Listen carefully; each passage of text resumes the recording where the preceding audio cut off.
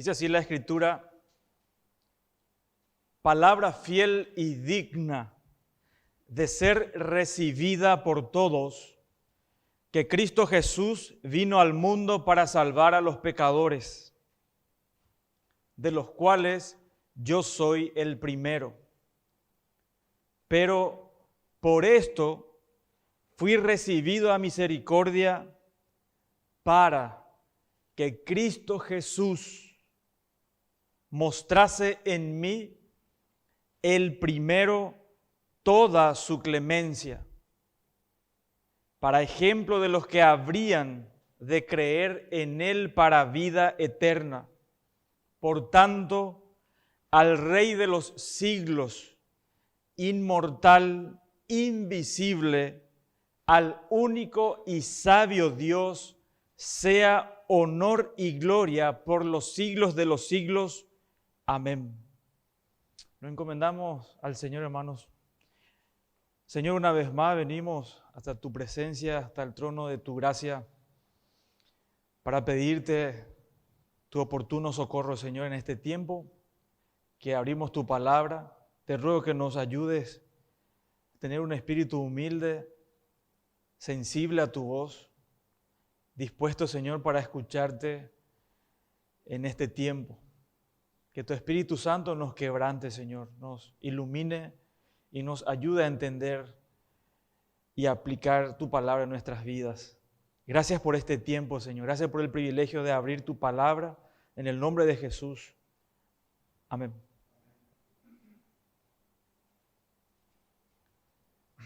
Hermanos, para hacer mención una vez más acerca de uno de los propósitos de primera a Timoteo, de la carta de Pablo a Timoteo, es instruir a Timoteo sobre cómo tratar con los falsos maestros.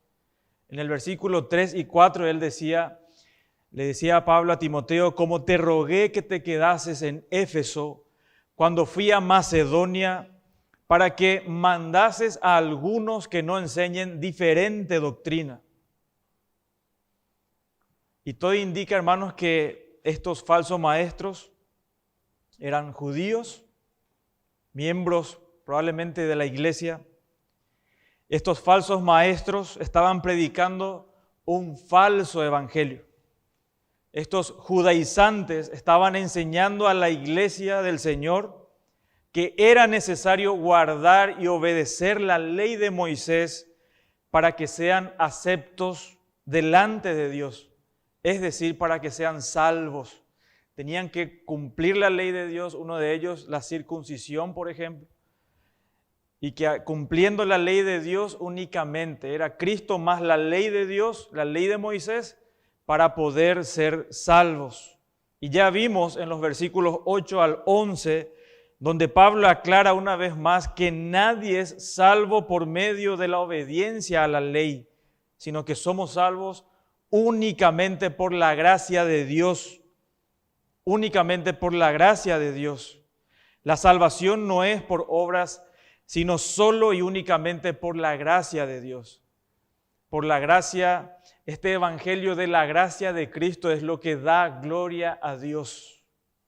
Únicamente este evangelio de la gracia impartida por Cristo mismo da gloria a Dios. Y como vimos en los versículos 12 al 14 el domingo pasado, como el apóstol Pablo se puso como ejemplo de cuán dañino es el hacer el uso incorrecto de la ley. ¿Sí? La ley tiene lugar para el creyente. Como ya mencionamos, nosotros ahora podemos y entendemos la ley de Dios. Entendemos que es el carácter de Dios. Y es el carácter mismo de Dios que Él está formando en nosotros, es decir, el carácter de Cristo. Por eso es que el creyente que antes tenía la práctica de mentir, hoy cada vez menos, ya no miente. La ley que decía, no mentirás, por ejemplo. Sin embargo, la ley tiene un uso correcto. Nosotros no negamos el uso de la ley, pero no es para salvación. Nunca tuvo ese propósito. Y Pablo muestra cómo a pesar de su pasado, cómo el glorioso evangelio de la gracia de Dios le alcanzó como a nosotros. Y él dice, siendo el peor de los pecadores, él se consideraba así, de esa manera, cómo el Señor no solamente le salvó, sino le encomendó a predicar el glorioso evangelio, a pesar de que él era indigno para ese altísimo honor. Su conversión de su antigua reputación como perseguidor de la iglesia y el principal de los pecadores demostró ser un excelente ejemplo de la gracia de Dios para alentar a otros que crean en la obra de Cristo para ser salvos. Era un aliento también para esos mismos falsos maestros. Pablo les demuestra, Pablo mismo, él era un falso maestro en ese caso. Y probablemente era el peor de los falsos maestros. Pero sin embargo el evangelio de Dios le alcanzó, le dio de gracia sobre gracia, y él entonces se pone como ejemplo de los que habrían de ser salvos más adelante. Y vemos nosotros, hermanos, el poder ilimitado de la gracia de Dios para dar vida eterna a cualquier pecador. Cualquier pecador puede ser salvo, puede ser alcanzado. No hay pecado tan terrible que la gracia de Dios que sobreabunda no le pueda alcanzar y salvar. Pablo es el ejemplo de esto. Pero hay una condición, tienes que creer en la obra de Cristo para ser salvo. No hay salvación fuera de Cristo, y es Cristo únicamente. El versículo 15 inicia de la siguiente manera: palabra fiel y digna de ser recibida por todos. Palabra fiel y digna de ser recibida por todos. Este versículo, queridos hermanos, es claro, también es fundamental. ¿Saben por qué, hermano? Porque nos da la esencia misma, el corazón mismo del glorioso evangelio de Dios. Lo que Pablo va a decir a continuación es nuestro mensaje. Es el mensaje que la iglesia está llamada a proclamar hasta el día en que el Señor venga por nosotros. Es nuestro único mensaje. La iglesia no tiene otro mensaje. Dios no nos dio a nosotros la posibilidad siquiera, y gracias a Dios por eso, de inventar más mensajes. Dios no nos dio a nosotros la orden de entretener a las personas. No, hermanos.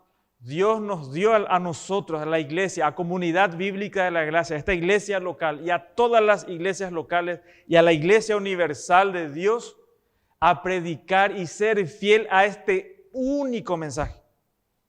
Si nosotros, hermanos, somos fieles a este mensaje, vamos a recibir de parte del Señor algún día: buen hecho, buen siervo fiel, ¿verdad? Sobre poco, sobre mucho te pondré.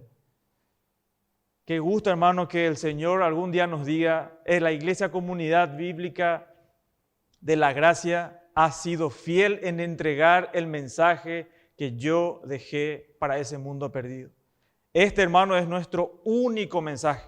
Por eso el énfasis cuando Pablo inicia este texto, esta expresión que aparece también en las cartas pastorales más de casi 5 veces, esta expresión palabra fiel y digna aparece 5 veces en las cartas pastorales. El primero aquí, en nuestro texto, la segunda vez que aparece en el capítulo 3, verso 1, también en el capítulo 4, verso 9, en 2 Timoteo 2, 11 y Tito 3, 8.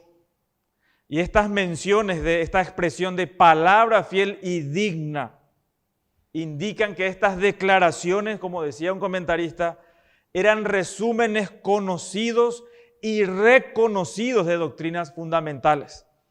Es como las doctrinas fundamentales condensados en expresiones específicas, fáciles de memorizar y sostener en el tiempo. Entonces Pablo inicia, la frase que va a ir a continuación es demasiado importante. Por eso Pablo inicia con palabra fiel y digna de ser recibida por todos. Y esto es muy importante resaltar, hermanos, porque en el griego nuestro texto inicia de la siguiente manera. En tu versión, en la versión Reina Valera en español, dice palabra fiel y digna. Sin embargo, en el idioma original aparece fiel es el dicho. La palabra que menciona primero, la primera palabra en este texto inicia con la palabra fiel. Fiel es el logos, dice el texto griego. Fiel es el dicho. La palabra, en este caso, esta palabra significa discurso o mensaje. Y Pablo dice, esto es fiel, es digno de plena aceptación. Digno de plena aceptación. Y es un contraste, hermano, un contraste claro a las fábulas y genealogías interminables que los falsos maestros predicaban en el versículo 4, como Pablo menciona ahí en Timoteo, 1 Timoteo 1:4. Y Pablo dice que esas fábulas y genealogías interminables no sirven de nada y para nada. Pero lo que les voy a decir a continuación es digno. Se puede confiar plenamente en lo que voy a decir, en el mensaje que voy a entregarles. Y lo que Pablo le dice a continuación merece ser completamente aceptado. No es una simple fórmula abstracta, sino una convicción firme, digna de plena aceptación, digna de ser recibida personalmente y de todo corazón por todos. Hermano, podés confiar tu vida, tu alma, tu destino eterno en estas palabras, en esta declaración, en esta verdad que Pablo nos va a mencionar a continuación. ¿Cuántas religiones en este mundo? ¿Cuántas filosofías? ¿Cuántas prácticas para que el hombre, en el que el hombre confía para salvarse? Pero están sobre arenas movedizas. Nosotros estamos sobre la roca misma. Lo que Pablo dice, esto es verdad, ha sido verdad, es verdad y va a seguir siendo verdad en el tiempo. En esto se puede confiar y hacemos bien en confiar, hermanos.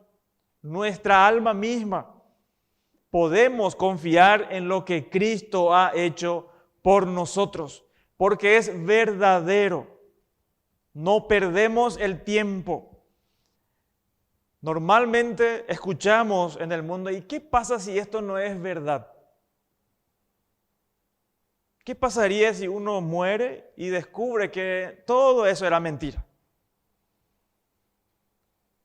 Hermano, eso no es ninguna posibilidad. No existe tal duda siquiera. El Señor resucitado justamente nos menciona y nos aclara de esa realidad, nos muestra esa realidad. Esto no es ficticio, esto es real. Y lo que Pablo comenta y va a expresar a continuación hasta el verso 17 no es algo abstracto, no es algo etéreo, es algo real, es práctico, es la experiencia de todo creyente. Y el mensaje fiel es este, dice Pablo. A continuación el versículo 15 dice lo siguiente: palabra fiel y digna. Este es el mensaje fiel en el que podemos confiar y que tenemos que proclamar el resto de nuestras vidas. Que Cristo Jesús, dice el texto, vino al mundo para salvar a los pecadores. En el texto original, en el griego, esta expresión o este verso solamente incluyen 8 palabras. Esta frase en el original contiene solamente 8 palabras. En estas 8 palabras, queridos hermanos, está resumido el mensaje del Evangelio. En primer lugar, Pablo dice que Cristo Jesús vino al mundo. Esto es demasiado importante. Cristo significa Mesías, ungido, y Jesús significa Salvador. Pablo no es que voy a intercambiar por si acaso, para no usar repetidas veces, voy a poner Cristo Jesús y después Jesucristo. No, esto es muy intencional, hermano. Esto es intencional. Cristo Jesús es el orden de las palabras preferidas de Pablo en las epístolas pastorales. ¿Saben por qué? Porque enfatiza a Cristo como el Hijo de Dios. Y el nombre Jesús señala a Cristo en su naturaleza humana. Lo que Pablo dice es, ¿quién es el centro del Evangelio? No es el hombre. El Evangelio, en el centro, el mensaje del Evangelio no es centrado en el hombre, es Cristo. Cristo es el centro mismo del Evangelio de Dios, el Hijo de Dios encarnado. Y dice la Escritura que Él se hizo hombre, vino al mundo, y esto implica no solo su encarnación, Él no era de por acá. Es más, el mundo fue hecho por Él, dice la Escritura. Es más, Cristo es el creador y sustentador de todo el universo, hermano. Cristo mismo. Y esto es un misterio que no va a entrar nunca jamás en tu cabeza ni en mi cabeza. No vamos a entender esto en toda su amplitud. Aceptar y adorar y explotar como Pablo al final en adoración a Dios. ¿Cómo el Creador se hace uno de nosotros? Entonces, esta expresión que vino al mundo no solo implica su encarnación, sino también su preexistencia. Pablo está diciendo, el que vino es Dios mismo. Cristo Jesús, hermanos, estuvo dispuesto a descender, como dijo un comentarista, desde el alcance infinito del eterno deleite en la presencia misma de su Padre, a profundidades cada vez mayores en la esfera del pecado y la miseria. No hay ningún mérito de estar en perfecta armonía, en gozo perfecto, en comunión perfecta con el Padre, venir a un mundo de miseria. No hay ninguna virtud. Nadie de ustedes que esté en una ciudad importante o tenga todas las comodidades dice, voy a irme a un barrio populoso a vivir en una situación de pobreza extrema. Nadie va a pensar eso. Sin embargo, el Dios eterno se hizo hombre, vino entre nosotros. Y esta venida al mundo incluye la encarnación, los sufrimientos y la muerte.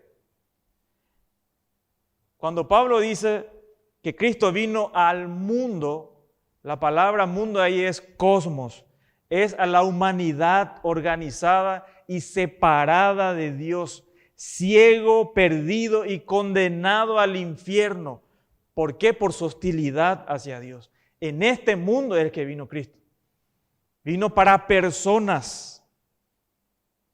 Y es a este mundo de pecadores, de tinieblas e incredulidad que Jesús vino. Juan 3:17 dice, no envió Dios a su Hijo al mundo para condenar al mundo, sino para que el mundo sea salvo por Él.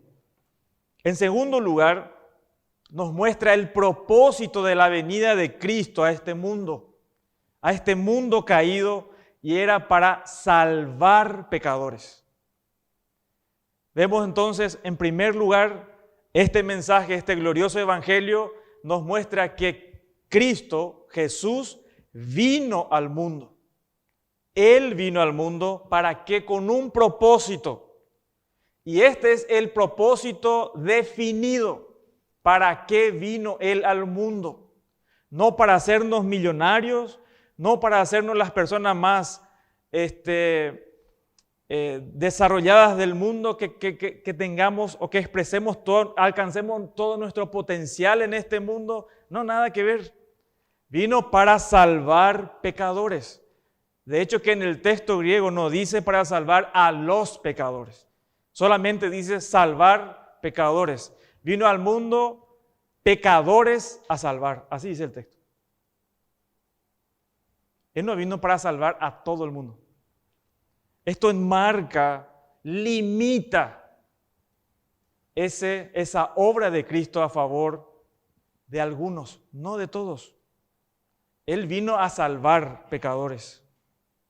Antes de su nacimiento, el ángel le dijo a José: Él salvará a su pueblo de sus pecados, a su pueblo.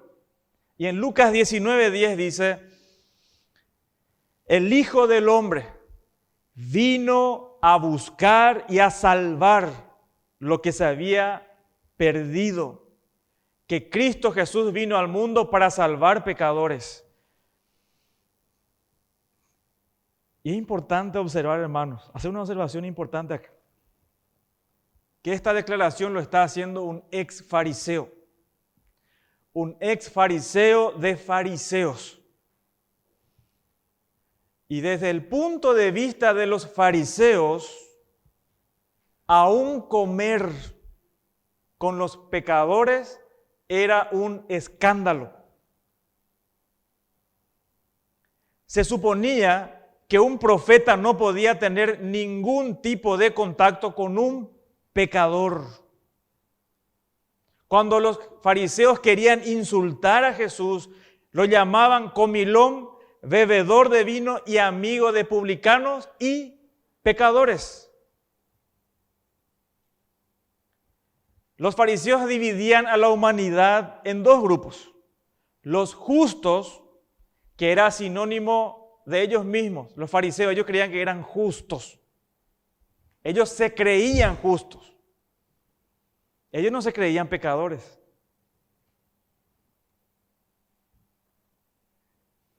Y para los pecadores, los justos y los pecadores, esto es los demás, la chusma, la gente de la tierra que no sirve para nada, los que no conocen la ley, decían los fariseos. Esta gente que no conoce la ley, maldita es. Y lo estaba diciendo por otros judíos. Los fariseos se creían justos, conocedores de la ley. Sin embargo, el Espíritu Santo, por medio de Pablo, toma este deshonroso calificativo pecadores y lo aplica a todas las personas que por el uso correcto de la ley quedan bajo convicción de pecado. Cristo Jesús vino por ellos, por los pecadores. Cristo vino por los pecadores. Si estos falsos maestros, si los de Éfeso, que estaban usando ilegítimamente la ley, iban a ser salvos alguna vez, tendrían que experimentar un cambio fundamental. Y estos que se creían justos, tenían que reconocer, ¿qué cosa, hermano? Que eran lo contrario, que eran pecadores. Tenían que reconocer que eran pecadores delante de Dios. No hay ningún justo, hermano. Romanos capítulo 3, 10 dice, no hay justo ni aún uno. No hay. No hay. Y Cristo Jesús vino al mundo para salvar pecadores. Él no vino para ayudarles a que se salven, ni a estimular a que se salven a sí mismos. Él no dice, ayúdate que yo te ayudaré. Él no dice eso. Algunos piensan que ese es un versículo. Ese no es un versículo, hermano. No, él no dijo eso. ni siquiera para darnos la capacidad para salvarnos a nosotros mismos. No podemos. Él es el que salva. Él vino a salvar. Solo y únicamente Cristo puede salvar. No hay salvación en otro. Y en ningún otro hay salvación, porque no hay otro nombre bajo el cielo dado a los hombres en que podamos ser salvos. Solamente en Cristo hay salvación. No hay salvación en filosofías, en estilos de vida moralistas. No hay salvación. No hay salvación en religiones. No es porque practicas ciertas privaciones o que estés intentando obedecer la ley de Dios. No hay salvación en eso. Únicamente en Cristo. Yo tengo que entender que la salvación está en una persona y que es Cristo. Y dice Pablo, Cristo Jesús vino al mundo para salvar pecadores. Y esto, hermanos, limita, como les dije, el rango de salvación, vamos a decir. En el sentido de que cuando Cristo viene a morir en la cruz, Él no muere virtualmente. Él muere realmente. Lo que estaba pasando en la cruz era real 100%. Y lo que estaba haciendo Cristo era pagar efectivamente por algunos, no por todos, por algunos. Si Él muriera por todo el mundo, cada una de las personas del mundo, entonces ninguno se iría al infierno. Pensá un ratito. ¿Cómo va a ser posible si Cristo pagó el pecado de toda persona del mundo? Y sin embargo, la Biblia nos menciona que va a haber gente que va a ser lanzado a donde, al lago de fuego. Entonces, lo que Cristo hizo no era efectivo. No, Cristo vino a salvar. Realmente. Cuando Él estaba ahí muriendo, estaba muriendo por nosotros. Literalmente, por cada uno de nosotros. Por eso Pablo dice, vino a salvar pecadores, de los cuales yo soy el primero. En el texto dice, el primero de los cuales soy yo. Así es el texto. Disculpen que le esté transformando todo, porque es así, hermano. En el español se traduce de ciertas maneras, pero el énfasis cuando vemos en los textos originales, menciona y da un énfasis mayor. Pablo quiere demostrar algo. Él quiere exaltar la gracia de Dios, porque Él se pone como un ejemplo, el peor de todos, dice Pablo. Cuando Pablo fue iluminado por la luz del Evangelio, por la verdad, Él pudo ver claramente lo que era su pecado. Por eso dijo, el primero de los cuales soy yo. Y esto no quiere decir que Pablo fue el ser más vil, ruin y malvado de esta tierra. Hay otros personajes peores.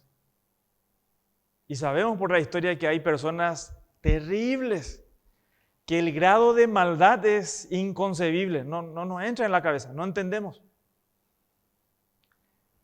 Lo que Pablo está diciendo, hermano, lo que está expresando acá, es la realidad de convicción de pecado. La realidad de la convicción de pecado. ¿Por qué razón? Pensemos un ratito. Esta es la experiencia de todo verdadero creyente.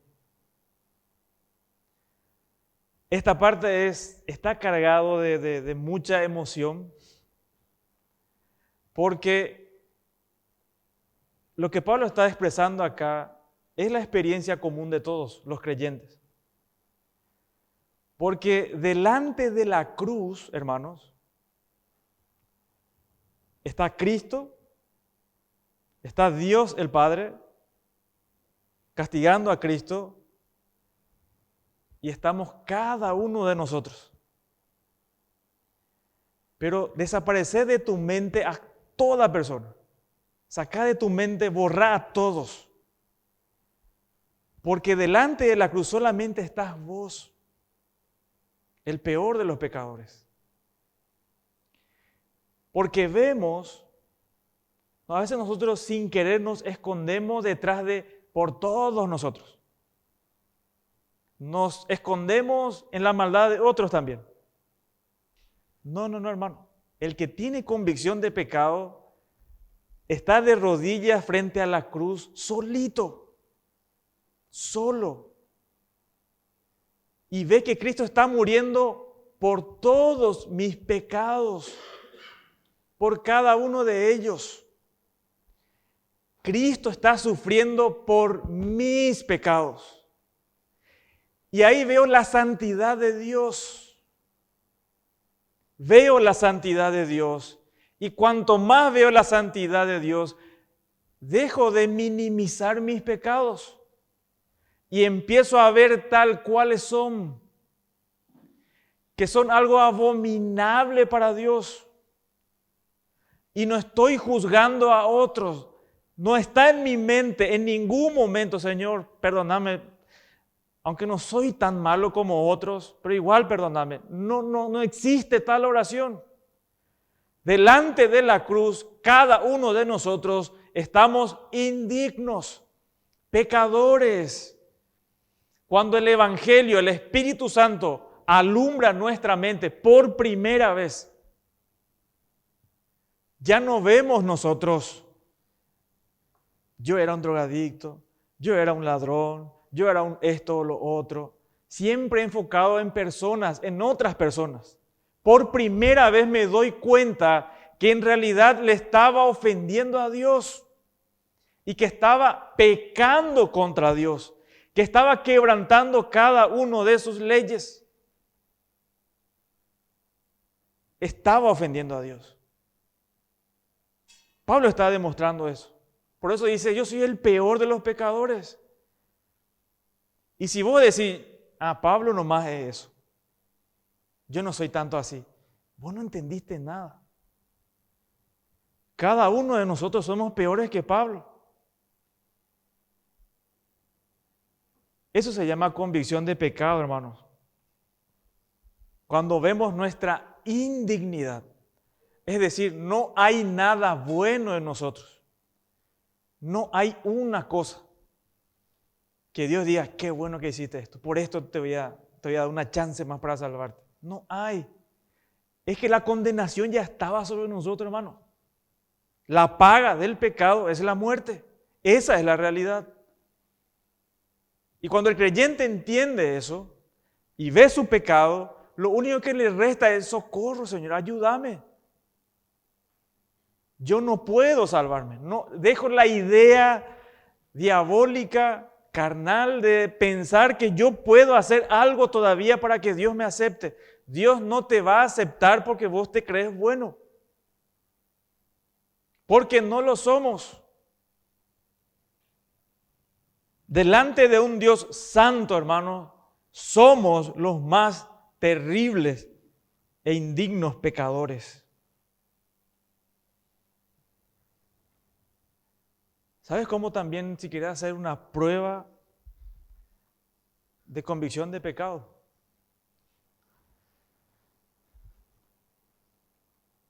¿Qué pasa, hermano, si Dios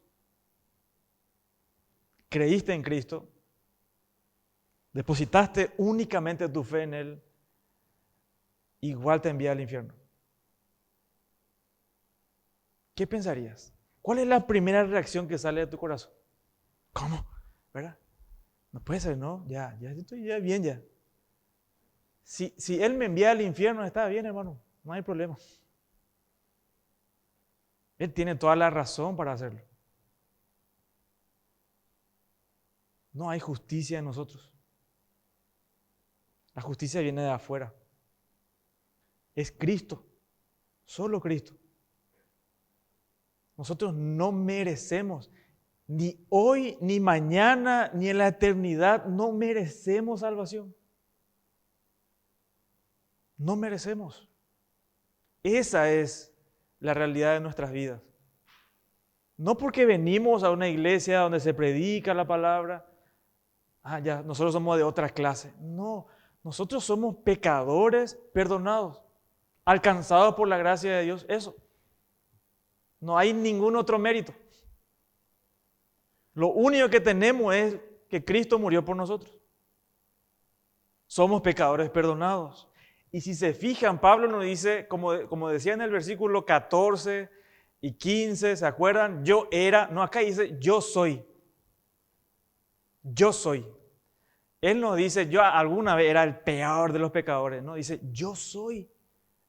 Este verbo soy está en presente, activo, indicativo. Él ahí se está considerando todavía a la luz cuando el creyente, hermanos, cuanta más luz recibe de la palabra de Dios, cuanto más conocemos a la persona de Dios, cada vez somos más chiquititos. Cada vez somos más insignificantes. El creyente, por eso es un creyente agradecido. No hay lugar para la soberbia. Pablo dice, ¿qué te distingue? ¿Qué lograste vos por tu cuenta? Nada, todo lo recibiste. Por eso Pablo podía servir de una manera profunda, real, hasta la muerte. Porque el agradecimiento no tocaba a fondo para él. Él dice, yo era el peor. Sin embargo, Él mostró misericordia conmigo. Entendió el punto. Él tuvo convicción de pecado. Por eso dice, yo soy el primero. Yo soy un ejemplo. Y en especial también para los fariseos, para los judaizantes. Él era el más fariseo de los fariseos. Sin embargo, Cristo le alcanzó. Pablo conocía muy bien su pasado, pero no solamente conocía muy bien su pasado, sino que él tenía una comunión íntima con el Señor. Y eso pasa con todos los creyentes. A medida que conocemos comunión con el Señor, nuestro corazón cada vez se humilla más. El creyente cada vez es más humilde. Cada vez es más humilde. Por eso el Señor nos dice, por ejemplo, perdónense unos a otros. Si alguno tiene queja de uno contra otro, ¿qué tenemos que hacer? No perdonar porque a nosotros nos ofendieron. No. Sino de la manera que Cristo os perdonó. Espera un ratito. Nosotros no merecíamos perdón, no merecíamos misericordia, teníamos una deuda tremenda contra Dios o con Dios, sin embargo Él nos extendió misericordia.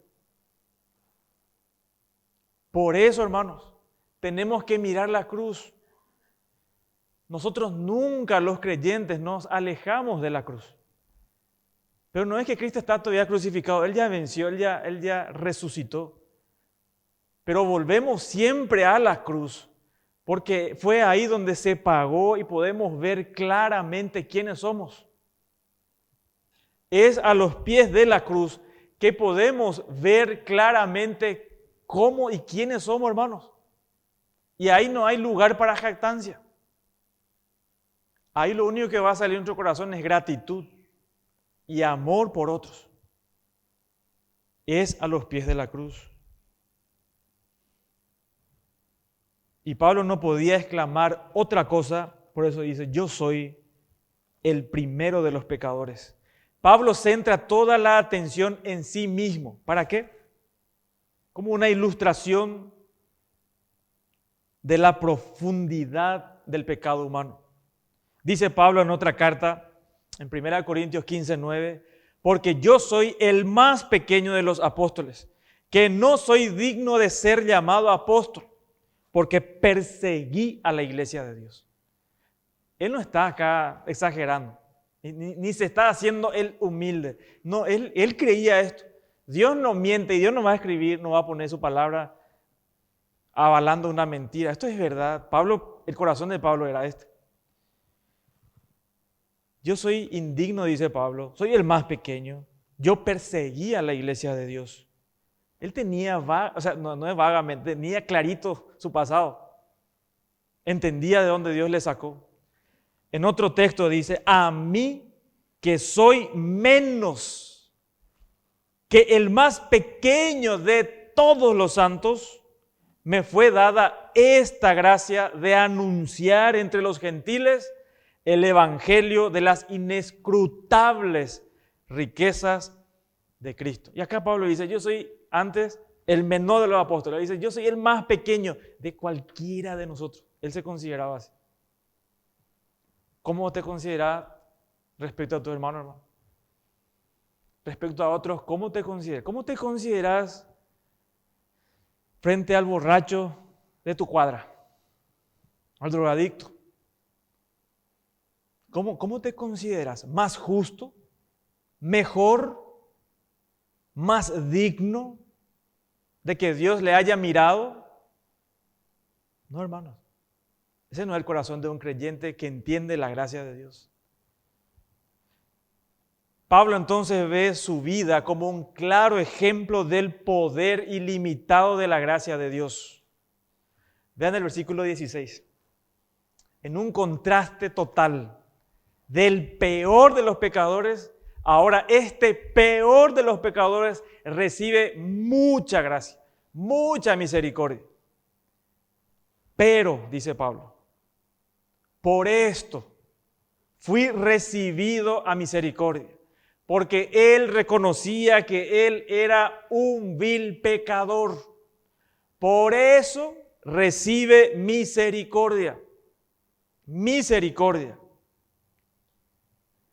Y muestra el propósito inmediato. Para que Cristo Jesús mostrase o exponga, dice el texto, para que Cristo exponga en mí primero toda su clemencia, para ejemplo de los que habrían de creer en Él para vida eterna.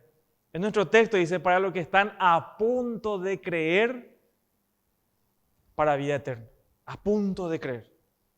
Los que habrían de creer, el término ahí es, los que están a punto de creer. Y sí, está disponible hoy la salvación. No importa cuál haya sido tu pasado, cuál indigno, y cuanto más veas cuán indigno que sos, está la salvación disponible para vos. Dios quiere mostrarnos su gracia y esa gracia es únicamente por medio de Cristo. Para ejemplo de los que habrían de creer en Él para vida eterna. Pablo dice, si Cristo quiso y consiguió salvarme a mí, que fui el peor de todos, entonces hay esperanza para cualquier persona. Hay esperanza para cualquier persona. Nosotros no sabemos quiénes son los elegidos, hermano. Ni estamos preguntando primero, ¿vos sos elegido? Así te predico el Evangelio. Ni nos interesa eso. No hacemos eso.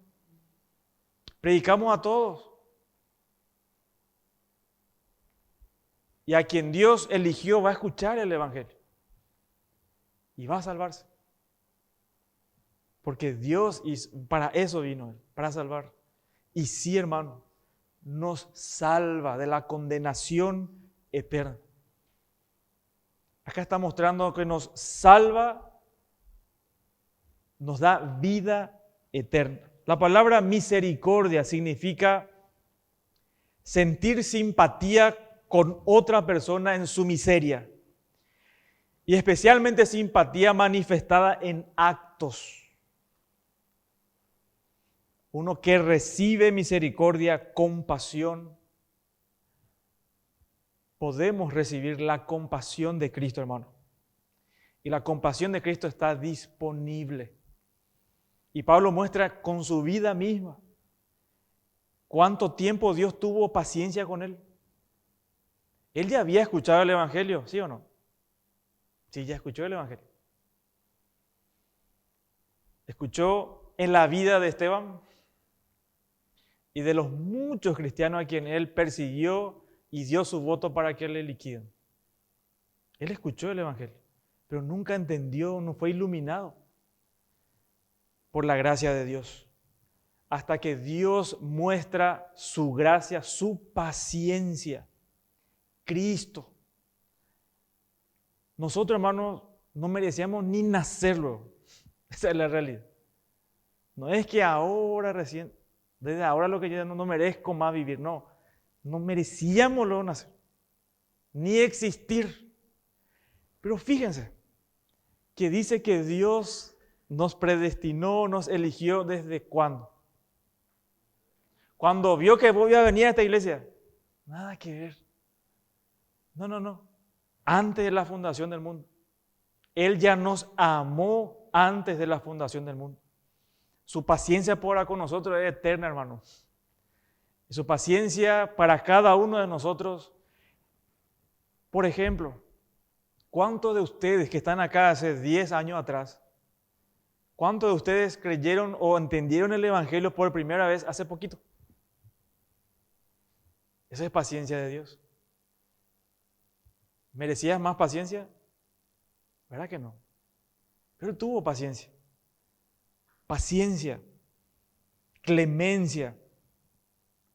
Entonces, el propósito de la salvación, ya sea con Pablo o para con nosotros, es mostrar la gracia, el poder y la paciencia de Dios. Cuando Jesucristo salva a Pablo, dice, Él mostró con total claridad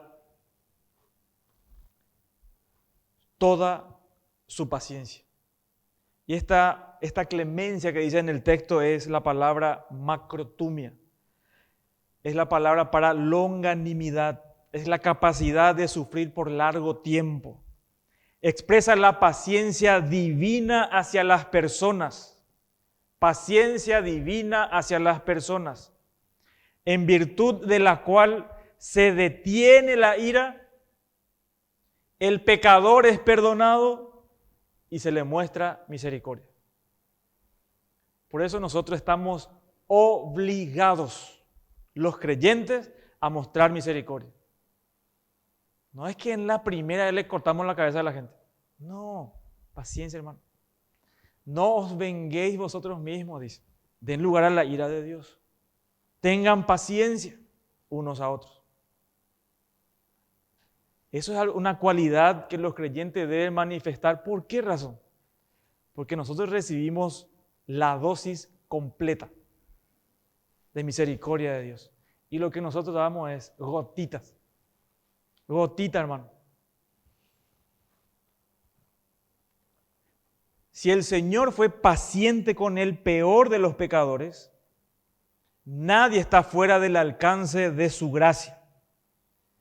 Y Pablo es el ejemplo de los que habrían de creer en Cristo para vida eterna.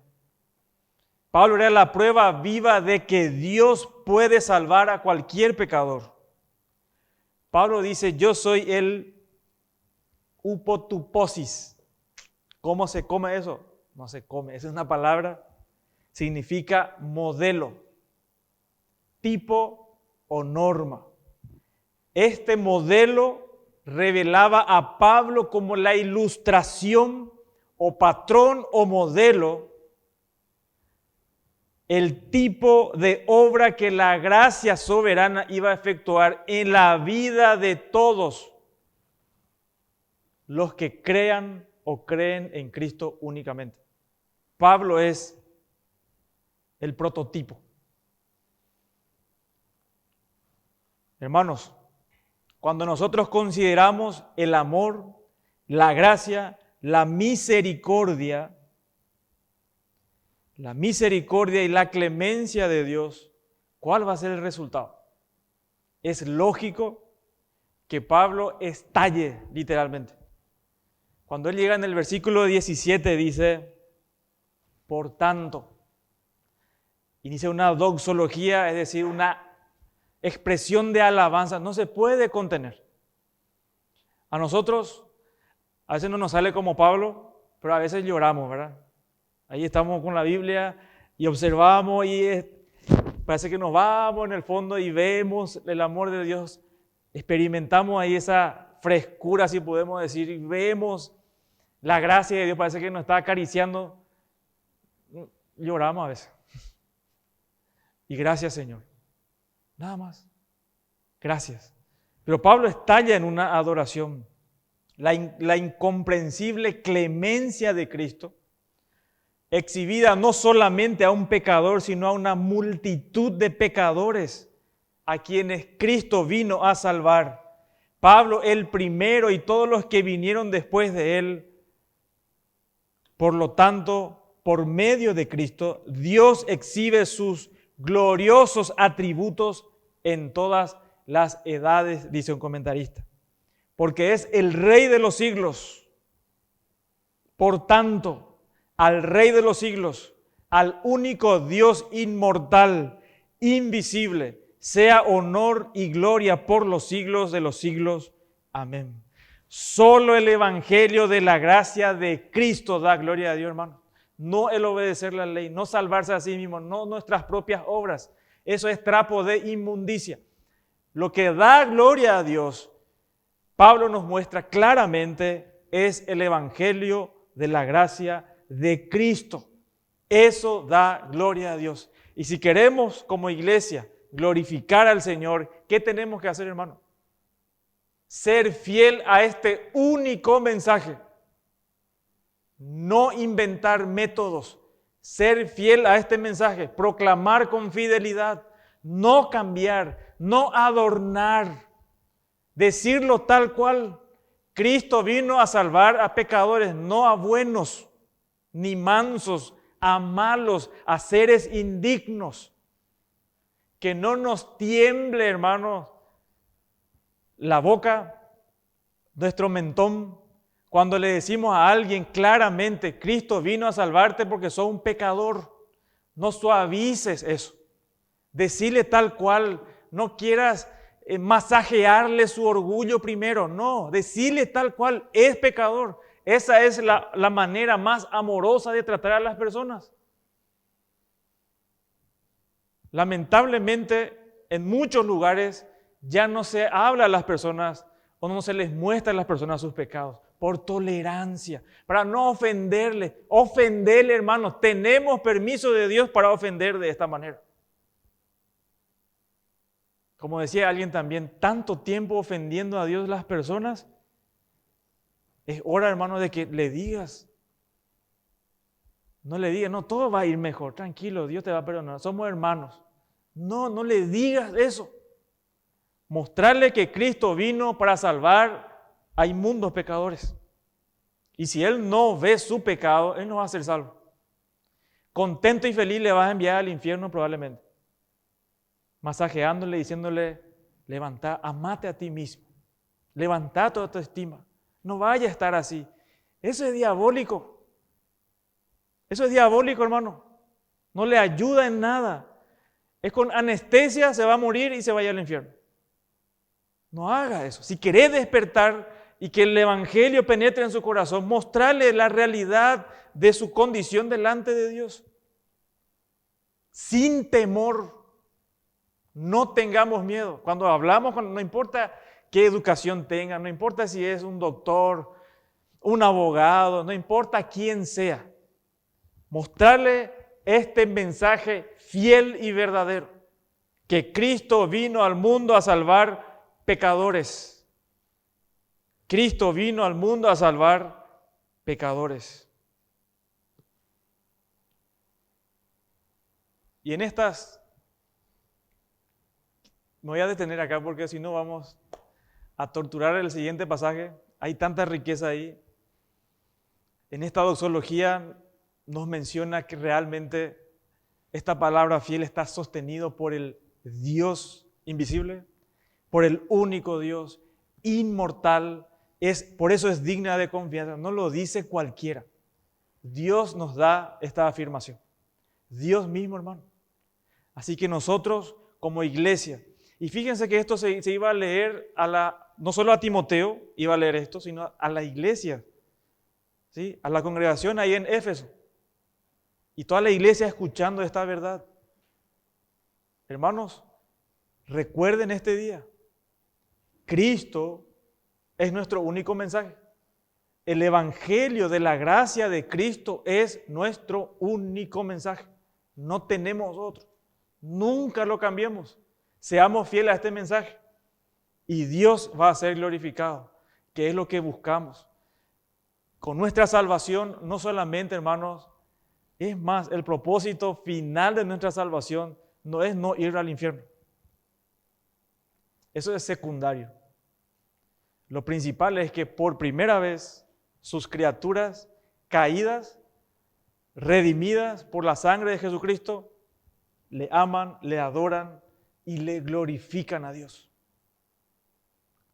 Toda lengua confesará que Cristo es el Señor. Nadie se va a escapar. Algunos en el infierno, otros agradecidos eternamente a Dios por la misericordia demostrada hacia nosotros. Que el Señor bendiga su palabra y que esto te motive a predicar el Evangelio. Te motive a ser humilde. Te motive a amar a tu hermano profundamente. Te motive a permanecer fiel en esta gracia que Él nos confió. Amén. Señor, gracias por este tiempo, por tu palabra. Señor, gracias porque tú nos hiciste, tú tuviste misericordia de nosotros, Señor. Indignos pecadores, tu gracia nos alcanzó, nos arrastró hacia ti, Señor, y nos mostró a Cristo en esa cruz, sufriendo por nuestros pecados. Gracias por la salvación, gracias por la obra de Cristo, y nosotros queremos darte gloria, Señor, en este tiempo, en este momento. Nosotros te adoramos, nosotros te amamos por la obra que hiciste a favor nuestro. Gracias por Cristo y en su nombre oramos. Amén.